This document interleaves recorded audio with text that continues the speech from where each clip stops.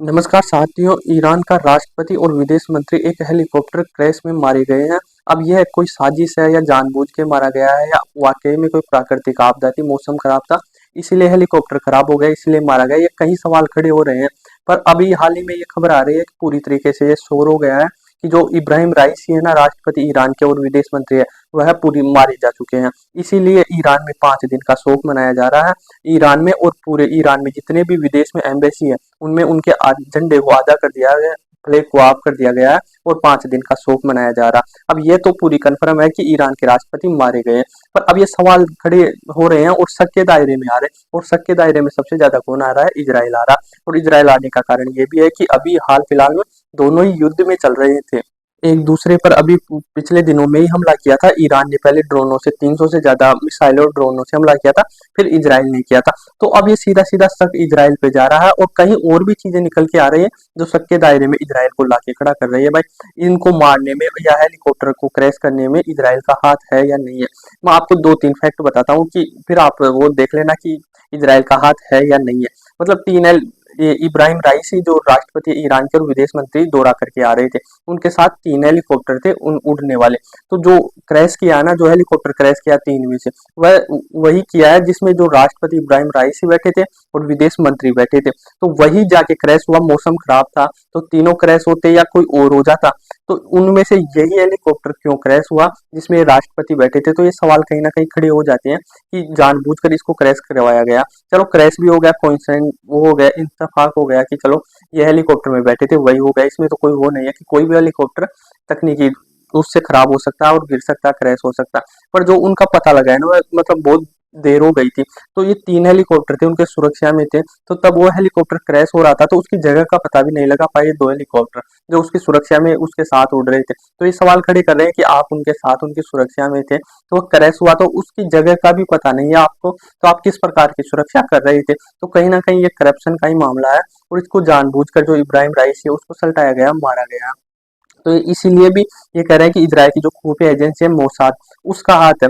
दूसरी चीज ये है कि जब क्रैश हुआ इब्राहिम राइसी का हेलीकॉप्टर, तो सीधा सा किस पे गया? इजराइल पे। तो विदेश जो भी वर्ल्ड की जितनी भी मीडिया थी वो इजराइल के पास गई और इजराइल से पूछा गया कि इस प्रकार से इब्राहिम राइसी का हेलीकॉप्टर क्रैश हो गया और वो मिल नहीं रहा। तो इजराइल को सीधा सीधा स्पोकमैन का क्या था कि हाँ, हमें पता है वो मारा गया है, पर हमारा उसमें हाथ नहीं था। जबकि ये तब तक कन्फर्म ही नहीं हुआ था। उधर देखो, रशिया ढूंढ रहा था इसको, मतलब रेस्क्यू ऑपरेशन में रशिया था, टर्की था, पाकिस्तान था, और भी कई कंट्री थी। तो इस हेलीकॉप्टर को मतलब ढूंढ रहे थे, क्रैश हुआ स्थान मिल नहीं रहा था। तो उससे पहले ही इजराइल ने बोल दिया हाँ, हमें पता है वह मारा गया है। तो ये कहीं ना कहीं बातें वो आती है कि जब हम ढूंढ रहे थे, किसी को पता नहीं था कि भाई मारा गया है, बच गया है, या इब्राहिम रईसी कहाँ गिरा हुआ है, क्रैश जहाँ क्रैश हुए है, हार्ड क्रैश हुआ है हेलीकॉप्टर का, किसी को पता नहीं। उसके बीच में इजराइल को इतना कंफर्म कैसे पता है कि इब्राहिम राइसी मारा गया है हेलीकॉप्टर क्रैश में? तो इस प्रकार के सीधे सकना जाकर मिलते हैं इजराइल से, और कहीं ना कहीं ये सब और चीजें निकल के आएगी। अभी और रिसर्च होगी, उसकी जांच होगी, तो उसमें आगे निकल के आएगा कि हाथ है या नहीं है। तो इजराइल ने अभी तो मना कर दिया है कि हमारा कोई इसमें हाथ नहीं है। अब देखो, यह ना 2021 में बना था इब्राहिम राइसी ईरान का राष्ट्रपति, और ये धर्म के आधार पर बना था। ये कट्टर मतलब अपने धर्म को मानता, शिया और सुन्नी के आधार पर ये मतलब वहां पर सत्ता में आया था। और ये मतलब ईरान को परमाणु एटमी पावर बनाना चाहता था और अमेरिका बनाना नहीं चाहता था। तो कहीं ना कहीं अमेरिका और इसके बीच में पहले से ही एक ही चातान चल रही थी, क्योंकि अगर परमाणु बन जाता, संपन्न देश बन जाता ईरान, तो इसराइल को बहुत ज्यादा खतरा आ जाता और इसराइल कहीं ना कहीं मतलब पूरी तरीके से दबाव में आ जाता। तो इसको कहीं ना कहीं मारने की साजिश है ना, वह ईरान और अमेरिका कर सकते हैं, और ये पहले से ही तय हो रहा था, पहले से ही इनके बीच में।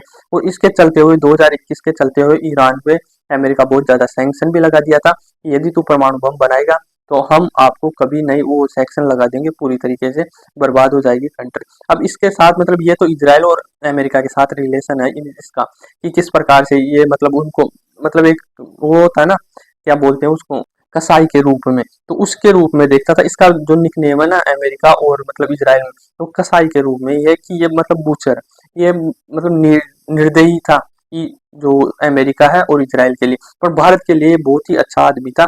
हमारे भारत के साथ जब से ये राष्ट्रपति बना तब से हमारे रिलेशन काफी अच्छे बढ़े हैं, और कई वर्षों मतलब 50-100 वर्ष हो गए थे, हम चाबार बंदरगाह लेना चाहते थे पर वो मिल नहीं रहा था। पर इसकी लीडरशिप में हमारे रिलेशन भी बढ़े, और अभी कुछ दिनों मतलब महीना भर हो गया होगा, उससे पहले हमारी एक डील हुई थी, चाबार बंदरगाह को 10 साल के लिए हम लीज पर ले लिए गए थे इसी की लीडरशिप में। तो वह कहीं ना कहीं हमारी बहुत बड़ी जीत थी, और बहुत अच्छा रिलेशन था इब्राहिम रईसी के साथ।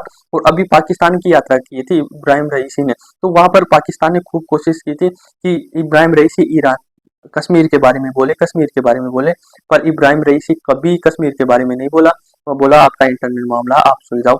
वह कभी ऐसा नहीं किया कि हम मुस्लिम कंट्री है तो मुस्लिम कंट्री के साथ गए, नहीं, ईरान हमेशा भारत के साथ खड़ा रहा था। तो हमारे तो काफी अच्छे रिलेशन है, ट्रेड भी अच्छे रिलेशन है, और वह पीपल टू पीपल भी काफी अच्छे रिलेशन है। तो आगे आने वाले दिनों में इसकी जांच होगी, और जांच के बाद में ही निकल के आएगा। अभी शक के दायरे पे बता रहे, वह इजराइल के मोसाद का हाथ है, अमेरिका का हाथ है, क्योंकि अमेरिका का हाथ होने के पीछे ये भी है कि इनके जो सुप्रीम लीडर है ना, वो सॉरी सेना के जो प्रमुख है, उसको भी अमेरिका मार दिया था मिसाइल से या गोली से। तो वह कहीं ना कहीं जो लीडरशिप है ना ईरान की, जो फर्स्ट लीडरशिप है, जैसे राष्ट्रपति हो गया है, विदेश मंत्री हो गया, इसके सेना प्रमुख हो गया, इनको कहीं ना कहीं बहुत बड़ा धक्का लगा है। और आने वाले दिनों में पता चलेगा कि किस इसका हाथ है इजराइल का या कोई और है, या फिर मतलब क्रैश ही हुआ है हेलीकॉप्टर। तो आई होप आपको समझ में आया होगा। धन्यवाद।